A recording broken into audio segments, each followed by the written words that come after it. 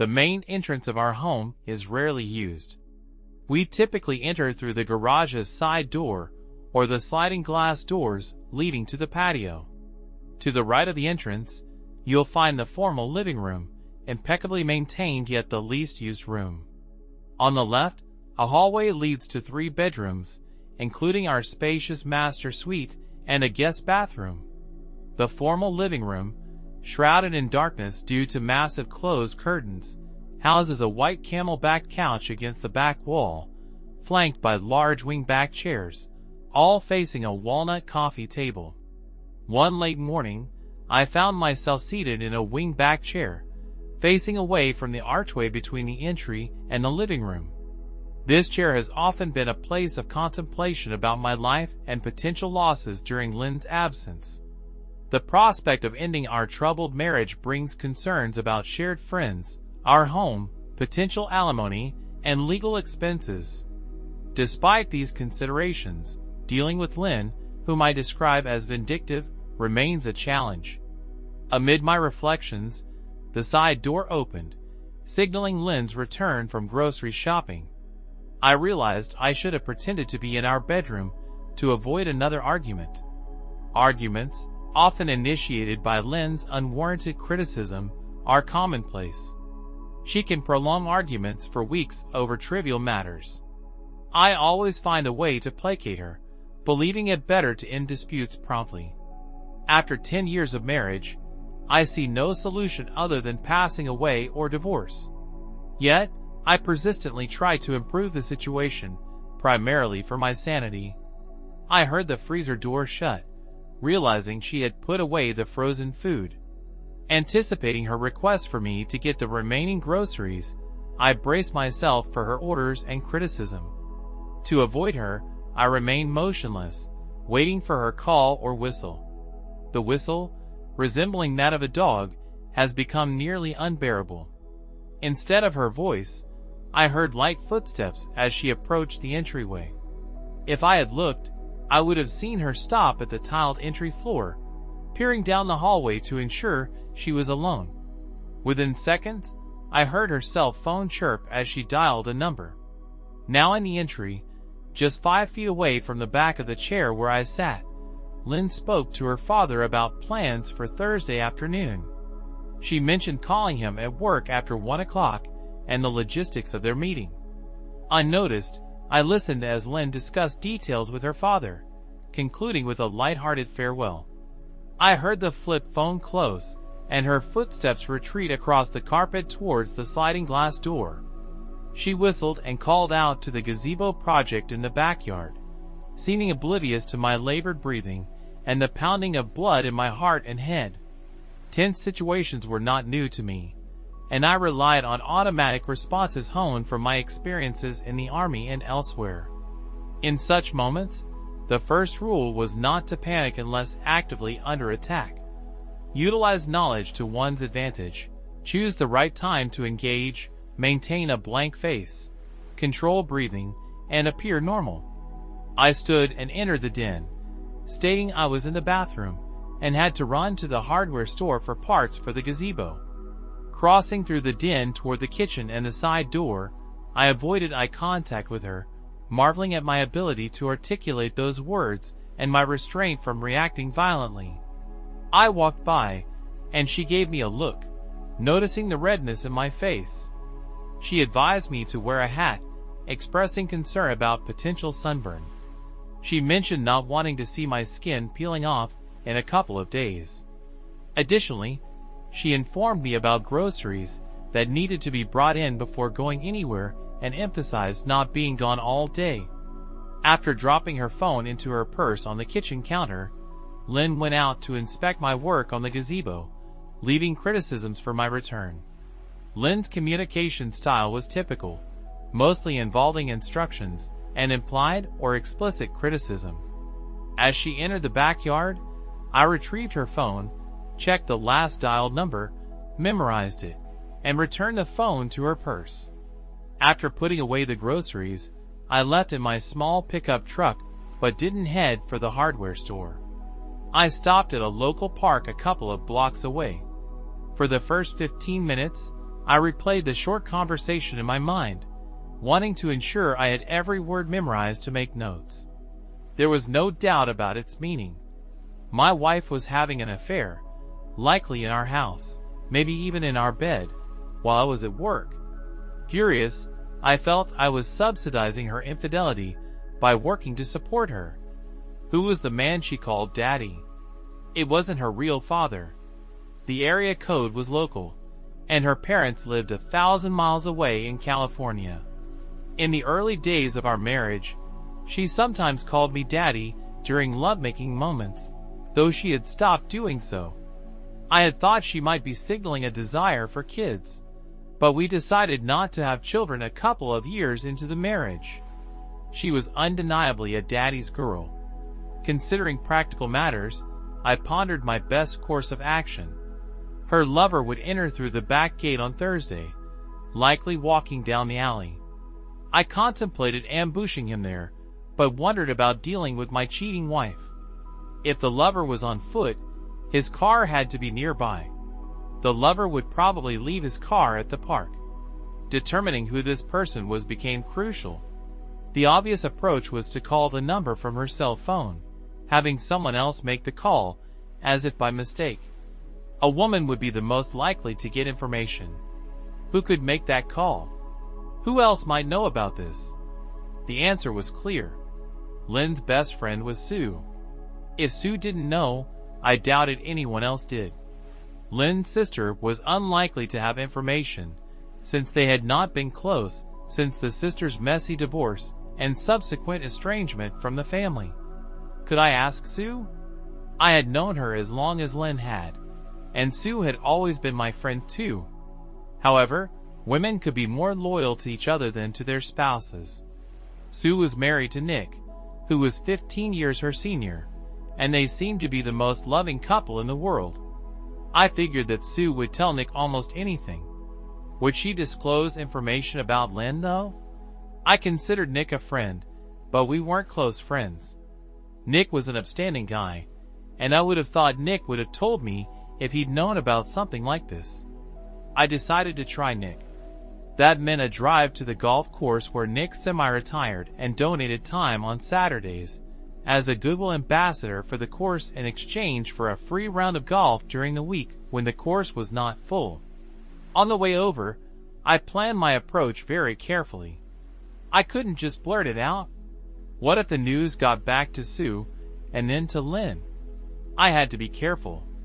Riding in a golf cart with Nick as he checked on conditions at the 7th hole, I brought up a hypothetical question.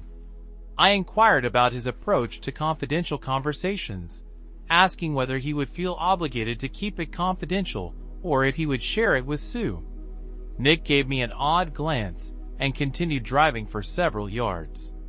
I clarified, asking if he and Sue always shared what they heard from other people, even if it was shared in confidence. It was just a hypothetical scenario. Nick pulled over onto the grass, turning to look directly at me with an almost expectant expression. In response to my inquiry, he said, "Do you have a specific question for me? If you do, ask away." Maintaining the same strange and intense look on his face, I asked Nick if he could keep our conversation confidential if I were to pose a question. I made a promise that I wouldn't mention it unsolicited, but if Sue were to inquire, I wouldn't lie to her. That was my operating principle. I assured him that I could keep a secret, but I wouldn't deceive my friend or wife. It was evident that Nick knew something, and I sensed that he wanted to share it with me. After composing myself, I directly asked him if he knew anything about a possible affair my wife might be having. I rephrased to make it clearer, asking if he had any knowledge of an affair Lynn was currently having or had in the past. Nick's response flowed out like a dam bursting. He recounted an incident from last New Year's at the Holden's party. Everyone was outside preparing for the fireworks display when Sue fell ill from the champagne. Despite her infrequent drinking habits, she went upstairs to the bathroom on the landing. She heard someone attempting the doorknob while she was getting sick in the toilet. When she washed up and left the bathroom, she heard noises coming from down the hall where it turns towards some bedrooms. She was afraid that someone else might be ill, and she walked down there and looked. Lynn was up against the wall at the end of the hallway, and some big dude was, well, there's no good way to say it. He had her against the wall with her legs wrapped around his waist. Lynn saw Sue standing there, and she smiled and did a little wave off like, "Get the hell out of here." On the way home, she shared the details with Nick. Sue and Lynn, being long-standing friends, needed to discuss matters before taking any action. I suggested immediate disclosure to you. Ultimately, Sue had a conversation with your wife, who conveyed that the incident with Buddy White was a one-time occurrence fueled by drinks, a disagreement with you, and aggressive advances from Buddy, a known bully who married into wealth. Sue, aware of Buddy's reputation, requested that I keep it under wraps, not wanting to jeopardize your marriage over a singular event. However, I made it clear to Sue that if you ever directly inquired about it, I wouldn't lie. The burden of this secret has weighed heavily on me for the past 5 months. I'm relieved it's out in the open, but I'm deeply sorry for what you're going through, man. Unfortunately, it's not over. Sue deceived her. Lynn has been involved with Buddy, or perhaps someone else by now. I overheard her talking to him on the phone just an hour ago. Let's head back to my place and discuss what Sue has to say. We left the golf course in separate vehicles and headed to Sue and Nick's place. He conveyed the news to his wife, and she sat down in tears. She had harbored high hopes for Lynn's relationship and was willing to offer any support she could. However, upon learning that the affair was ongoing, her demeanor shifted. Sue experienced a sense of betrayal similar to what Lynn had caused. Up until now, she had believed the assurance that the affair had ended and had based her actions, or rather inaction, on that falsehood. "Sue, there's something you could do for me," I said. I examined Lynn's phone, and I have the number she called. Would you mind giving him a call? Pretend it's a wrong number, and try to obtain his name? I want to confirm who she's involved with now. Sue, an editor working remotely, held a PhD in English Lit and possessed a theater background. Devising the call with her finest acting and social engineering skills, she opted for her flawless English accent, consistently leaving a lasting impression. Dialing with the phone on speaker, she heard, "Hi, this is Buddy White." Sue blinked. "Sorry, wrong number." "Well, that was surely unsatisfying," she commented, her entire scenario unraveling. Yet, the revelation was clear. Lynn hadn't terminated the affair with White, adding another piece of crucial data. Discussing our next steps, I insisted on catching the duo during their upcoming Thursday encounter, aiming for extensive ammunition. I wanted to confront my wife armed with abundant facts, catching her in flagrante delicto, and exposing the lies she'd inevitably use to conceal the situation. Expressing reluctance to hire a detective due to costs and uncertainty about Lynn's interactions before Thursday, I sought a swift means to gather evidence. They fell into a contemplative silence for a minute or more. Sue suggested the idea of a mole. She proposed having someone like Lynn's best friend extract the truth from her.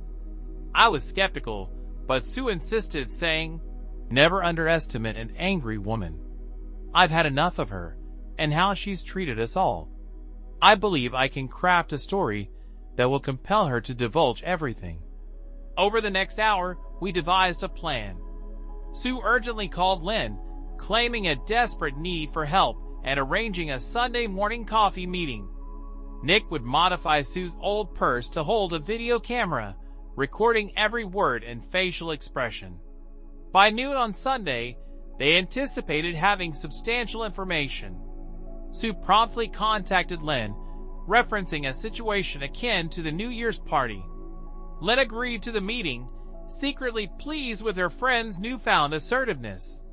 Sue arrived early at the coffee shop, choosing a table under an awning. She arranged her purse with a concealed camera, ensuring the optimal angle and conducting audio tests.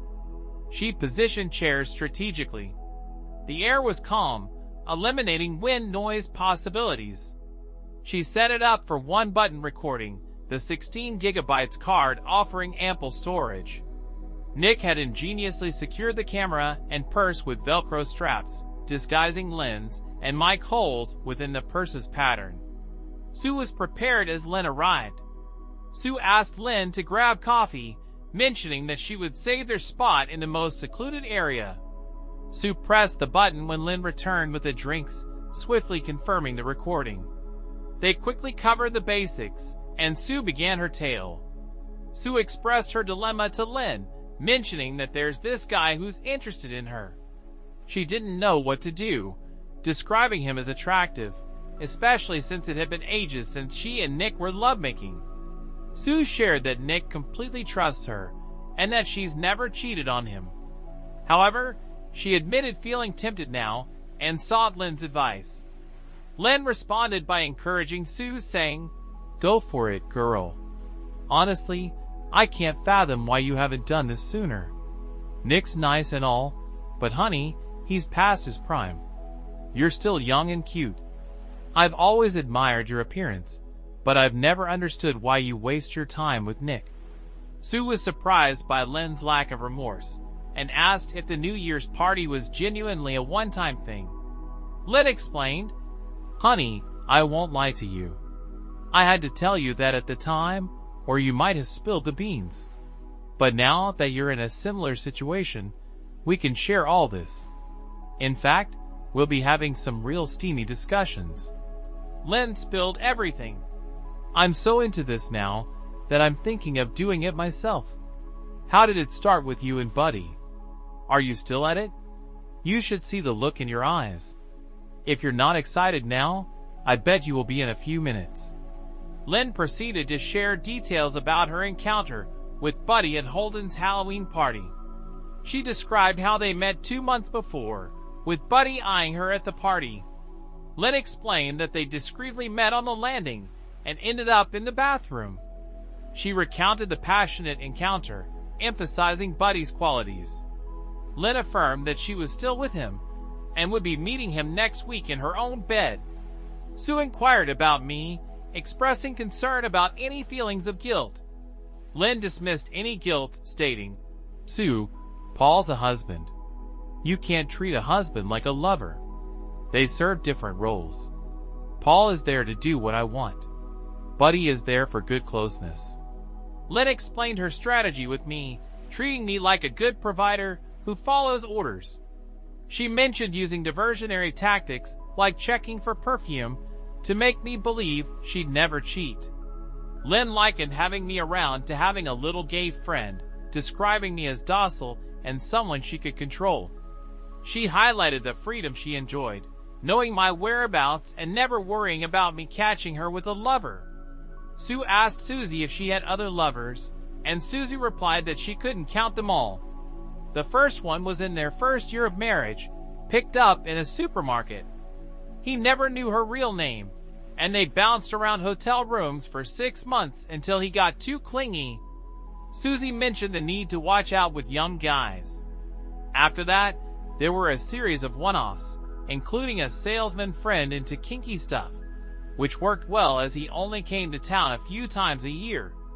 Susie stated that she had kept Buddy busy for longer than almost any of them, describing him as a hound with a hole-splitting tool. Susie shared details about Buddy being married to a clueless woman who worked while he played around. She mentioned being in control of when he could visit her. Then, Susie asked Lynn about her new conquest, and Sue ran through her prepared story about her fictional lover, Rod. The details weren't important, but Lynn believed every word, encouraging her to take full advantage. Sue expressed amazement at Lynn's control and doubted if she could treat Nick the way Lynn treated me. Lynn explained the dynamic in the animal kingdom, comparing dominant individuals to the rest of the pack. Lynn asserted her alpha position with me and encouraged Sue to take on a similar role with Nick, assuring her that freedom would be hers. Lynn suggested starting with Rod and enjoying every second, stating that Nick would still be there and would fit into his natural submissive role. Lynn addressed concerns about STDs and asked if Sue used contraceptives. Sue explained that most of the time, she made the guy use a contraceptive, but with Buddy, it was different due to his aggressiveness. Sue mentioned getting scared once because it hurt to pee, but the doc said it was irritation from rough closeness. There was a time when she got infected with gonorrhea, and after that, she was more careful. Sue asked how she kept that from me, and Lynn described allowing me to go out by mentioning my interest in playing the guitar with my pals. She looked at me deadpan and gave me the choice, leading to a confrontation later when she took antibiotics. Sue, eager to get the recording back to Nick and me, thanked Lynn and left for home. The conspirators watched the video, appalled. Sue and Nick could hardly recognize Lynn because she was never so harsh on me when others were around. I was shocked, though not as much as the couple, having come to know that Lynn was capable of almost anything. Sue brought up Anita White and mentioned her concerns about Anita's knowledge of her husband's infidelity. She expressed the dilemma of whether to inform Anita about Buddy being with Lynn, considering the risk of Anita blowing the cover. Sue described Anita as seeming deeply unhappy with her husband's reputation as a bully and pondered if Anita might be entirely cowed by him. Sue suggested that talking to Anita might affect her plans and sought help from Lynn in handling the situation.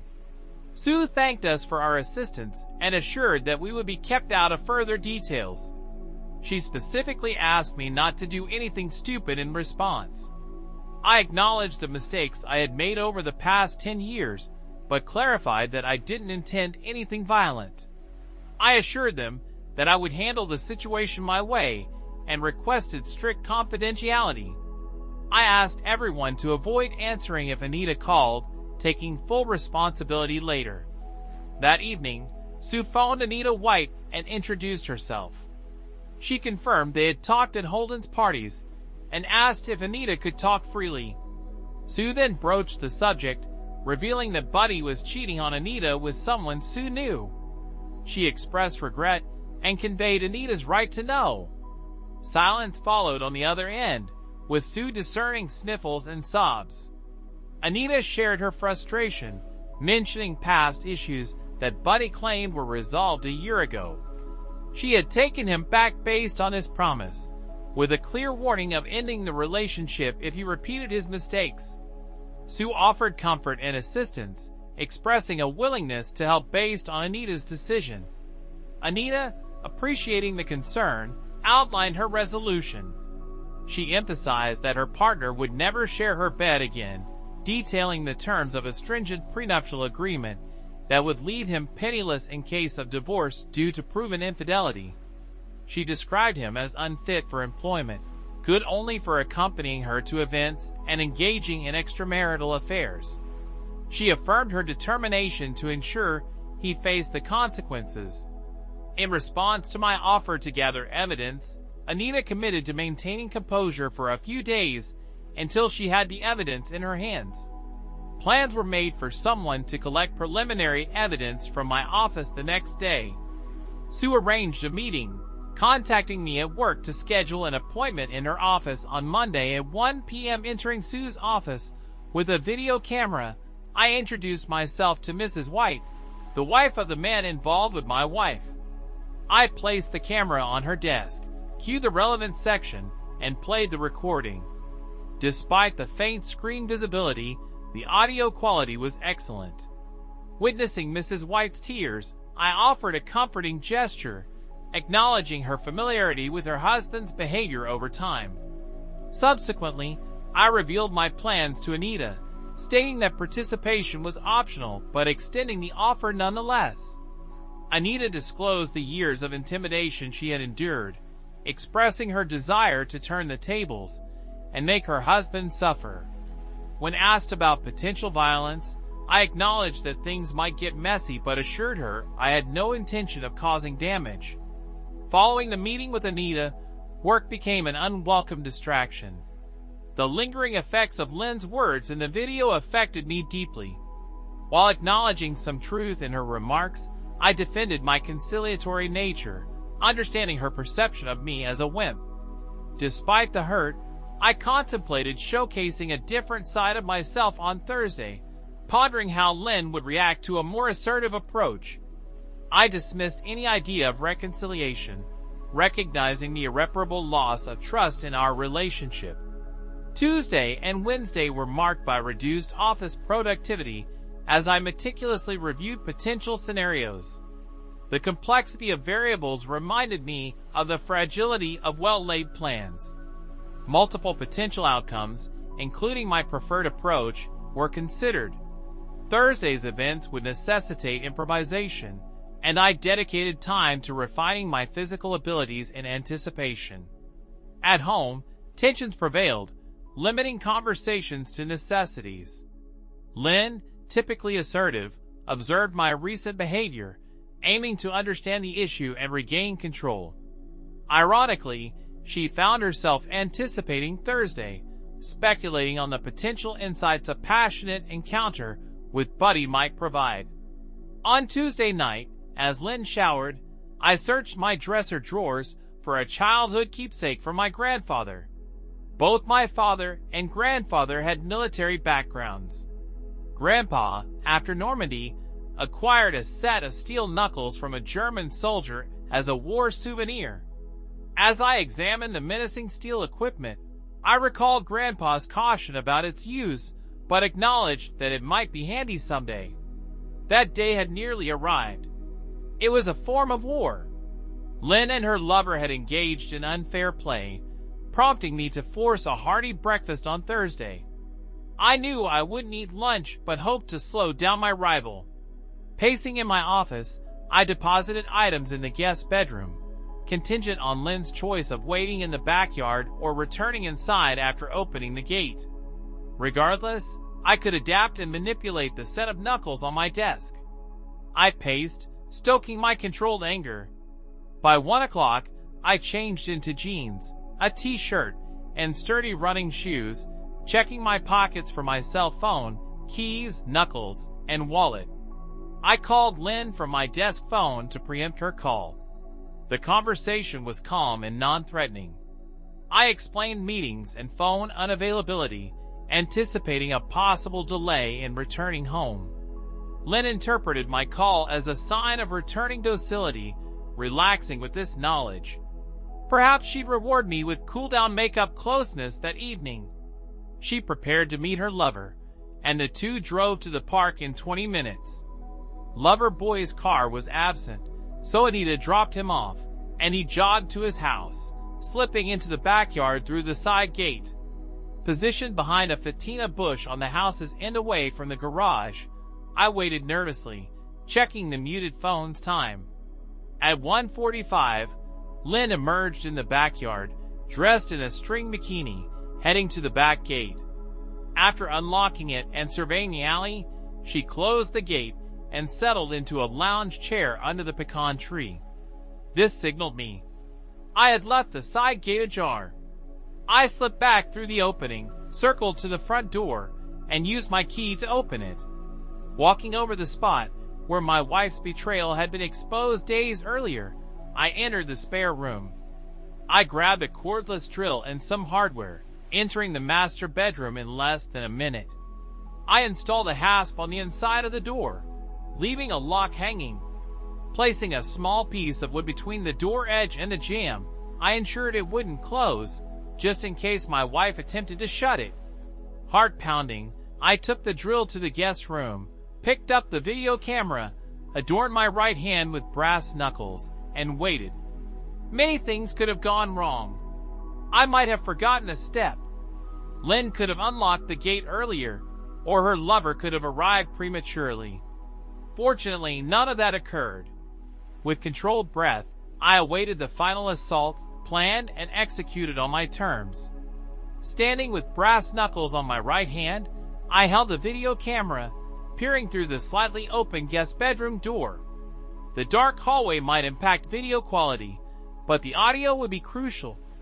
As the sliding glass door moved and voices emerged, Lynn's laughter mingled with a male growl. Imagining the man's hands on her, I glimpsed my wife, bikini top already discarded, entering the master bedroom with her lover, neglecting to close the door. I followed at a distance, still recording. Kneeling at the door, I observed Buddy embracing Lynn, who closed her eyes and unbuttoned his shirt carefully. I set the video camera on the dresser inside the door, capturing the unfolding scene on the bed. This waiting was the most challenging. A desire to record the undeniable act, leaving no room for denial, fueled by my suppressed rage, had me retreating from the door. I stood prepared, limiting peeks to avoid detection. I observed the couple caressing, both now undressed, with an entire afternoon ahead. They took their time, surrendering to passion. Outside the door, I overheard Lynn referring to Buddy as Daddy, confirming my suspicions about her daddy issues.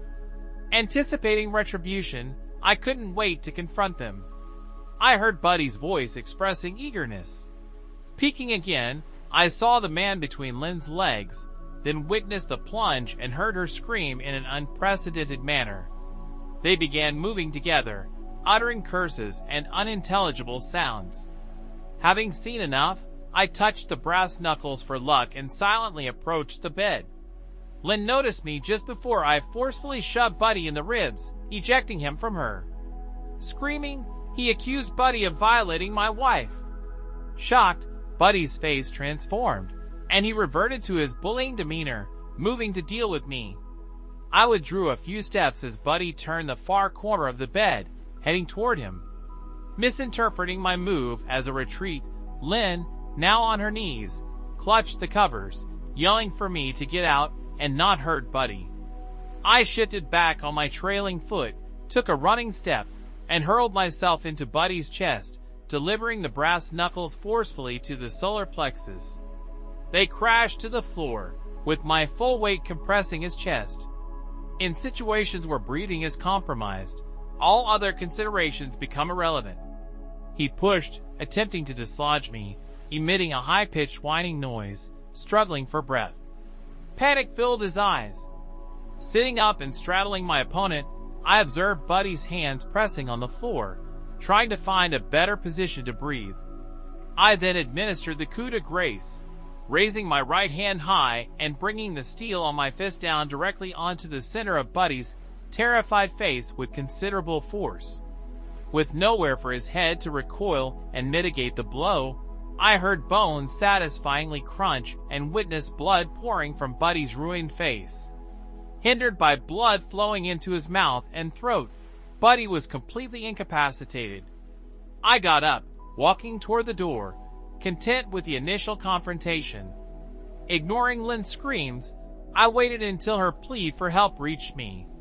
I realized she thought I was leaving, aligning with the plan for psychological warfare. After kicking the small wood piece away from the jamb, I closed the door and locked the hasp in place. Turning to face Lynn, I observed her expression shift from anger to frantic realization that we were all locked in. She was undressed and had no protection from this unpredictable version of her husband. In response, she altered her tone, pleading with me. "Paul, oh Paul, I know it looks bad, but he forced me into this. He's a bully. He threatened to hurt me and you too. He said he would destroy you to have me. I had to do it. I didn't want to." Approaching the bed slowly as she delivered her explanations, I maintained a stoic expression, dismissing her with a stern command. "Shut up, you're lying. I know you've been involved with him for months." Redirecting my attention to the wounded person on the floor, who was gurgling and showing signs of distress, I made it clear that I wanted Buddy hurt, not dead.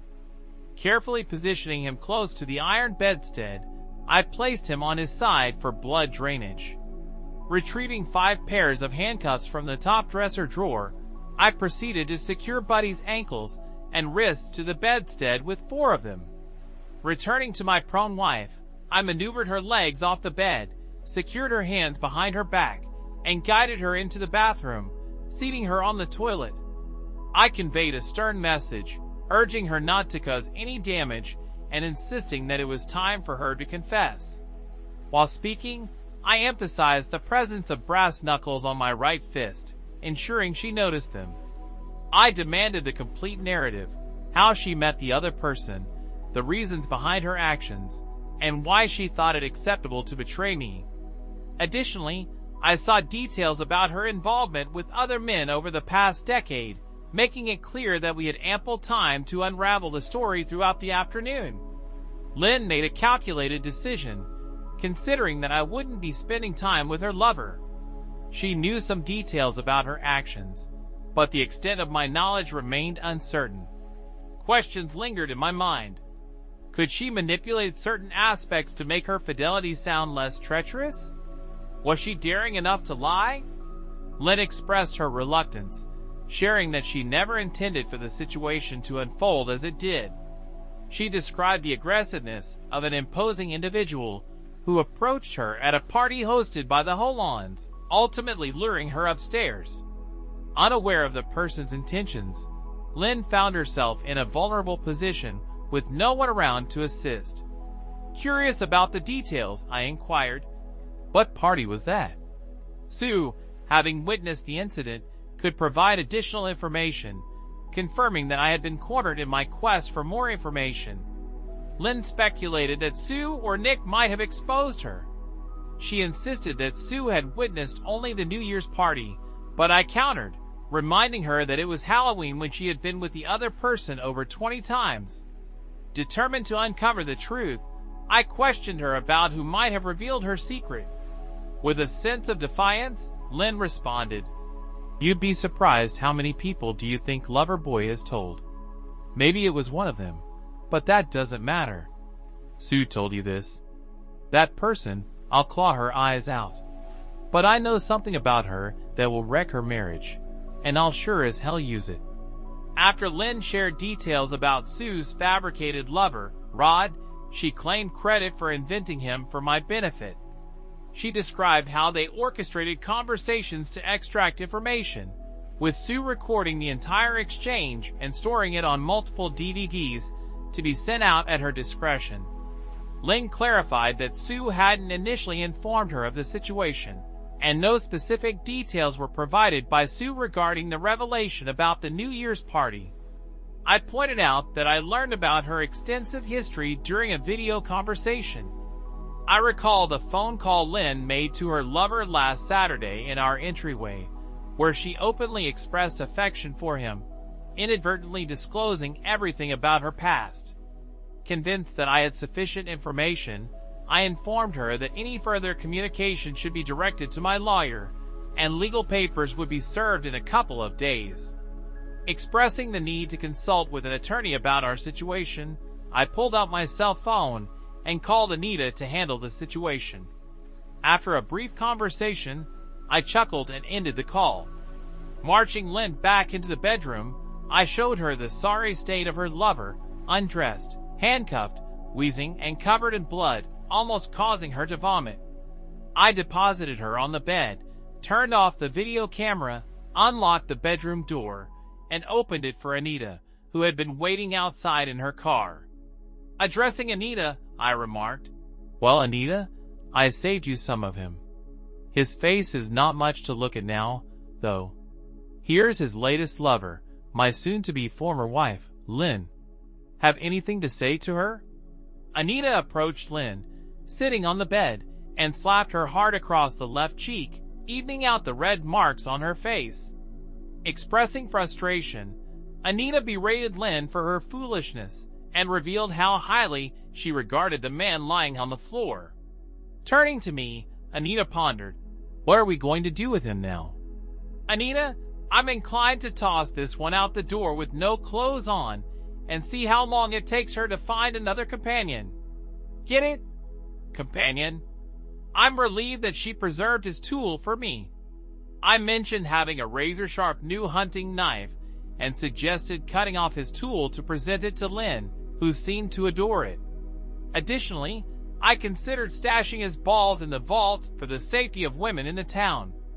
I intended to enforce my prenup, putting his balls in a vice, as he would get nothing if caught cheating. We planned to escort him to the hospital, providing a fabricated story about finding him injured in the garage. This would ensure his cooperation, knowing he could be cut off without a dime. Regarding Lynn, I mentioned her attachment to her father and pondered if there was more to their story during her upbringing. Though lacking any proof, in the event of a messy divorce, I noted that her father might disinherit her, as he did with her sister, to protect his reputation and substantial inheritance. Even after the divorce, I would retain intriguing videos to share if necessary, keeping her in check. I decided to let her get dressed, take her car, and find a place to reflect, cautioning that her ATM and credit cards wouldn't work. I provided her with a quarter, sarcastically remarking it was for a two-bit fancy woman. Maintaining a distant friendship with Anita, we sometimes reached out to each other when feeling low. Both hesitant to dive into another relationship after being burned, I acknowledged the pain caused by my harsh treatment of Lynn during the ordeal. Recognizing it wasn't the real me, despite likening it to war where cruelty can emerge, I vowed never to be in that position again. However, I had no regrets about marring Buddy's face. Anita's insurance covered basic repairs to Buddy's face, and she cut him loose with a little more money than the prenup required. His attempts to attract women proved challenging in the ensuing months. My depression deepened, and I faded from sight. Lynn accepted a fair settlement and moved in with her sister, seeking help. She grappled with the severe miscalculation of her actions, feeling sick when watching nature shows about animals of prey. Terms like alpha dog or pecking order triggered discomfort and nightmares about that night with Buddy and me. Occasionally, haunted by thoughts of missing me, I harbored no such sentiments towards her.